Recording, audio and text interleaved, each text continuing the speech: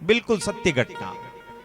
कहते हैं बरसाने के एक सेठ जी थे, और बरसाने के जो सेठ जी थे ना, उन्हें भगवान की कृपा से 3 लड़के और उनकी बहुएं, पोते पोती सब थे।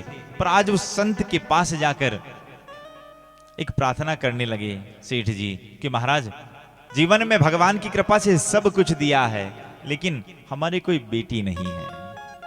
एक बात हम आपको बताएं, बेटा आपके भाग्य से मिलता है और बेटी आपके सौभाग्य से मिलती है। अगर लड़का आपके जीवन में है तो आपका भाग्य है, लेकिन लड़की आपके जीवन में है ना, तो आप सौभाग्यवान हैं। लड़का भाग्य से और लड़की सौभाग्य से मिलती है।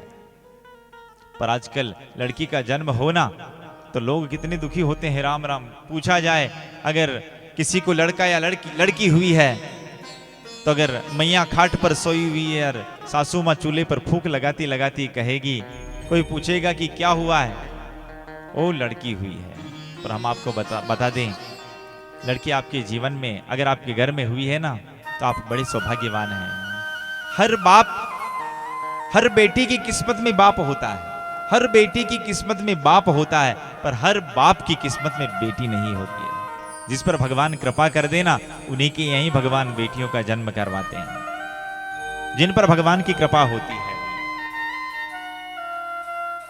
तो आज वो सेठ जी जाकर कहने लगे कि भगवान का दिया हुआ सब कुछ है, पर बेटी नहीं है।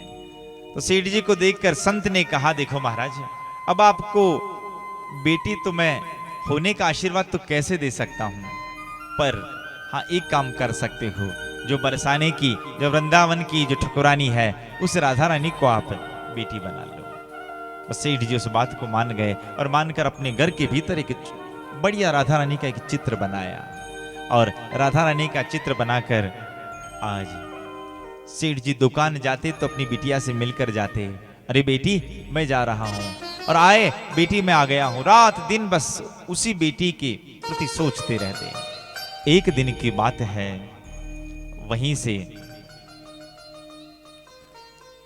उन्हीं के पास एक मनिहारिन प्रतिवर्ष आती थी। सेठ जी के पास आई कि सेठ जी मैं आपकी बहुओं को चूड़ी पहना कर आ जाऊं, कि हाँ आप चूड़ी पहना कर आ जाओ। और जो चूड़ी पहनाने की बात चली, मनिहारिन आ गई और चूड़ी पहनाने लगी। एक हाथ लंबा हुआ, चूड़ी पहना दी, दूसरा हाथ लंबा हुआ, फिर चूड़ी पहना दी, तीसरा हाथ लंबा हुआ, फिर चूड़ी पहना दी, और चौथा हाथ और लंबा हो गया। मनिहारिन ने सोचा कि होगी कोई इनकी मामेरी फुफेरी बहन या कोई रिश्तेदार, अगर मना करूं तो भी अच्छा ना लगे, और उस हाथ में भी चूड़ी पहना दी। और वो मनिहारिन वहां से चारों को चूड़ी पहनाकर सीधा पहुंच गई है सेठ जी के यहाँ, और सेठ जी को कहा, सेठ जी इस बार मैंने 4 को चूड़ी पहनाई है। सेठ जी जल्ला उठे और कहने लगे, राम राम, हमारे घर में जने तो 3 है और तुमने 4 को चूड़ी कैसे पहना दी?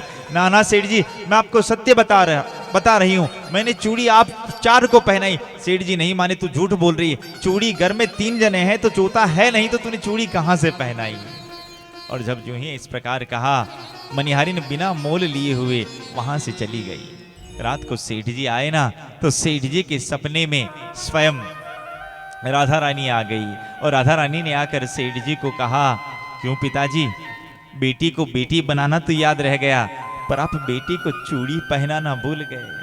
और जो ही कहा, सेठ जी आधी रात को जगे, और आधी रात को जगकर आज उनकी आंखों से अश्रुधारा बहने लगी, और अश्रुधारा बहते बहते सेठ जी वहां से दौड़ पड़े, और दौड़े दौड़े जाकर सीधे उस मनिहारिन का दरवाजा खटखटाया, और उस मनिहारिन के चरणों में गिर पड़े और कहने लगे, अरे धन्य भाग है तेरे, अरे जिस बेटी को बेटी बनाने का सौभाग्य तो मैंने प्राप्त किया है, उसी बेटी को चूड़ी पहनाने का, उसी बेटी को छूने का सौभाग्य तुमने प्राप्त किया है, धन्य है तू। और सही भी है, वृंदावन में है ना, वही ठकुरानी है। और हम कहा करते हैं कि ठोकरों से बचना है तो ठाकुर जी को पाइए, ठोकरों से बचना है तो ठाकुर जी को पाइए। अगर ठाकुर जी को पाना चाहते हो तो पहले ठकुराइन को मनाइए।